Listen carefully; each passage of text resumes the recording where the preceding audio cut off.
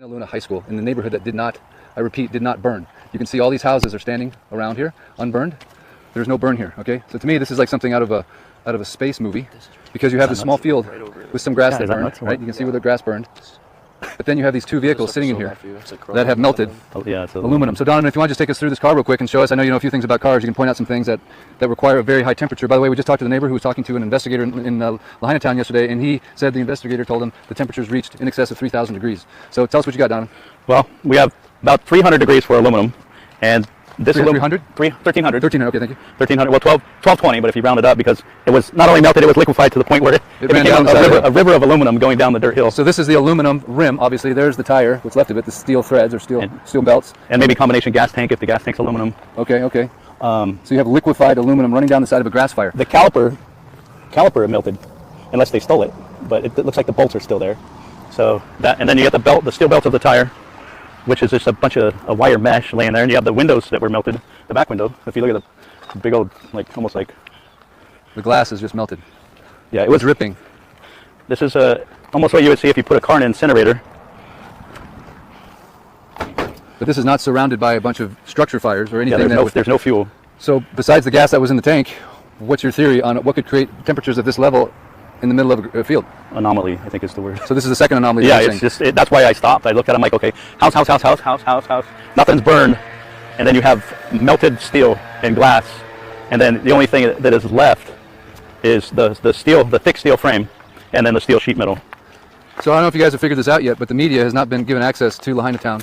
Everything is locked up. Matter of fact, this gentleman next door, he was on Front Street yesterday, and he was supposed to get access, and then the mayor shut it down because people were taking pictures. So they don't want pictures taken of anything in Lahaina town, because they don't want you to see this, would be my guess.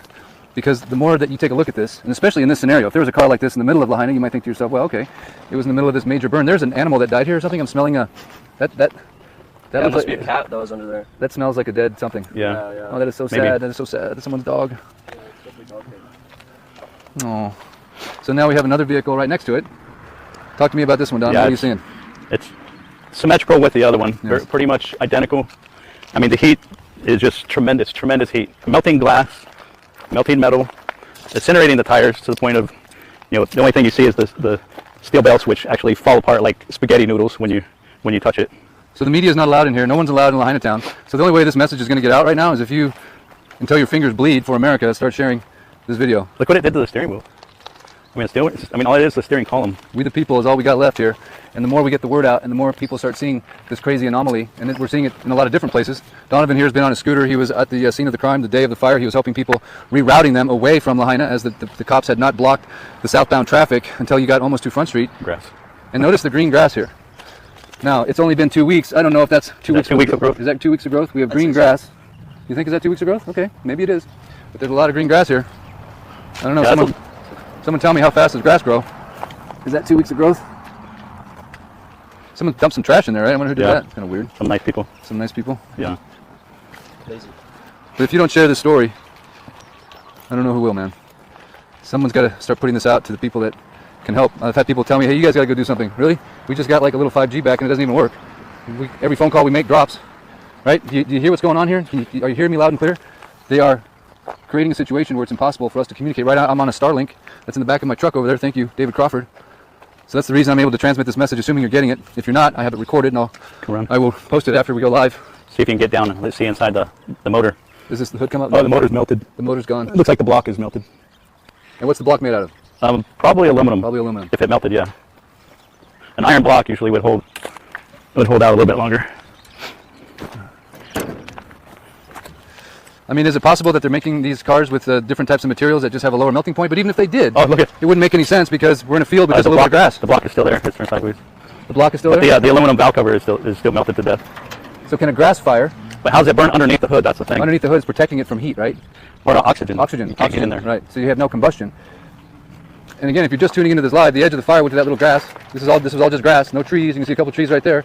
It just went to the edge of the sidewalk. I mean, not even to the sidewalk. It just went inside of this fence, and then it stopped right before it got to this guy's house.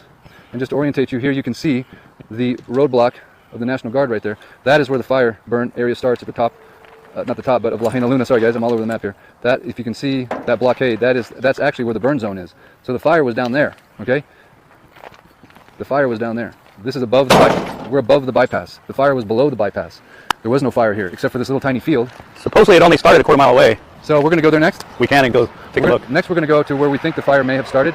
This is interesting too. Is this 2 weeks where the grass growth? Maybe it is. No, it looks like a fire mist right there. Interesting. But you notice that house is untouched there. Now let's just scan the houses next door so you can see for yourself that all these homes are perfectly fine. So there's no fuel to create the fire that's powerful enough. It's like if you burned your campfire next to your car and then this happened to your car next. Well, everybody's thrown beer bottles or bottles in their campfire. Right. And I mean, look at the windshield. It's almost gone in the back windows. So does everyone just need to go take a little Wikipedia tour on the melting points of things and just do some research? Yeah, it's amazing. Is that a good idea? So, because I didn't know much about melting points before all this started, and I'm a skeptic when it comes to all things outlandish. But to me, this is what now seems outlandish to me.